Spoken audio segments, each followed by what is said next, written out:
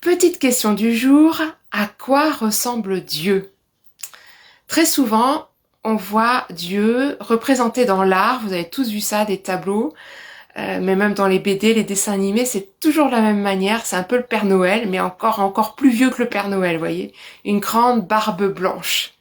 Peut-être pour montrer que vraiment il est très très vieux, parce que c'est lui qui a créé le monde et toute vie, forcément la barbe blanche c'est encore pas assez pour manifester la vieillesse. Mais en fait, nous ne savons pas à quoi ressemble Dieu parce que on n'a aucune description qui nous est faite de Dieu. Et ben tout simplement parce que Dieu n'a pas de corps comme vous et moi, mais que Dieu est esprit. On a description de qui est Dieu, de sa personne, de ses réactions, de ses attributs à travers les Écritures. On sait que comme il nous a fait à son image, hommes et femmes, il a des attributs, des qualités masculines, des qualités féminines.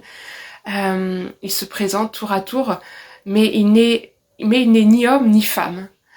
La représentation parfaite de Dieu est en Jésus-Christ, l'incarnation. Jésus a dit, mais qui m'a vu a vu le Père. Il est venu pour manifester le Père. Mais le Père est encore distinct du Fils et le Fils du Père. C'est là tout le mystère de la Trinité. Alors je sais que le mot Trinité n'est pas dans les Écritures, mais à plusieurs reprises, nous voyons quand même cette triade du Père, du Fils et de l'Esprit, ce qui nous a amené à ce concept de Trinité. Mais c'est pas mon propos du jour. Mon propos du jour, c'est Dieu est Esprit.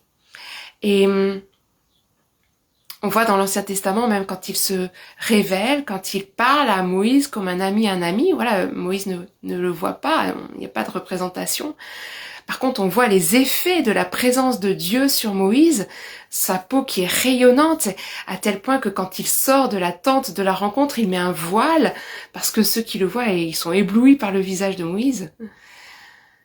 Et puis un jour, je passe quelques chapitres, quelques livres, quelques siècles, et j'arrive à une rencontre de Jésus au bord d'un puits. Jésus rencontre cette femme, la Samaritaine, qui a une vie qui est pas voilà, super bonne réputation, donc elle vient en plein midi espérant être incognito pour prendre de l'eau au puits. Et puis il y a Jésus qui est là, et Jésus, lui, il entame la conversation.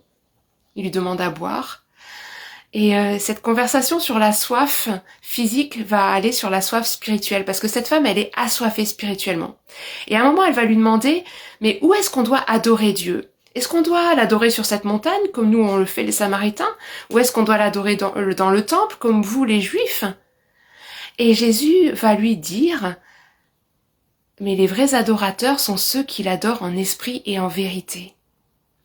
Car Dieu est esprit, et il faut que ceux qui l'adorent en esprit et en vérité. Quelque part, Dieu n'en a que faire du lieu. Et même le temple qui a été construit, c'est parce que David a voulu lui faire un temple. Dieu lui a pas demandé le temple. Mais David s'est dit, moi j'habite un super beau palais, puis toi t'as pas de maison, laisse-moi te construire un temple. Mais Dieu ne demande pas d'être adoré dans une cathédrale, une église, un temple, une synagogue. Dieu veut être adoré en esprit et en vérité. Cela signifie que, et il nous est dit que Dieu ne fait pas sa demeure, son habitation dans un lieu physique de pierre et de bois, mais il fait son habitation dans notre cœur et dans notre corps. Vous êtes le temple du Saint-Esprit. Il a fait sa demeure en nous. Jésus est reparti et il a envoyé son Saint-Esprit. Il a envoyé le Saint-Esprit qui est venu demeurer en nous. Et donc, l'Esprit de Dieu vivant en nous, connecté à notre esprit, nous rend capables d'être ses adorateurs en esprit et en vérité. Jésus est la vérité. La vérité, c'est aussi l'adorer avec sincérité, avec authenticité. Et où que nous soyons, nous pouvons l'adorer. Chez nous, dans notre jardin, mais aussi en nous baladant dans la forêt, en contemplant un sommet magnifique ou l'infini océan, un lever, un coucher de soleil. Simplement être dans une attitude de recueillement, de silence, de conscience, de pleine conscience de sa présence. Tu es là, toi l'auteur de ma vie, toi la source de toute vie. Tu es là et je t'adore, en esprit et en vérité. Merci pour la vie. À toi soit la gloire. Que nous puissions être ces adorateurs dans la totale simplicité, mais avec une vraie sincérité de cœur. C'est ça qu'il recherche. L'authenticité, la sincérité des adorateurs en esprit et en vérité. Que nous soyons ces adorateurs jour après jour, quel que soit le lieu où nous soyons, adorons-le. Soyez bénis, et puis que cette adoration nous rende rayonnants comme Moïse, qui avait ce visage rayonnant, qu'une fois que nous sortons de sa présence, cette lumière qu'il nous donne, nous puissions la rayonner autour de nous. C'est en passant du temps dans sa présence que nous pouvons rayonner de sa présence autour de nous. Soyez bénis, puis à bientôt.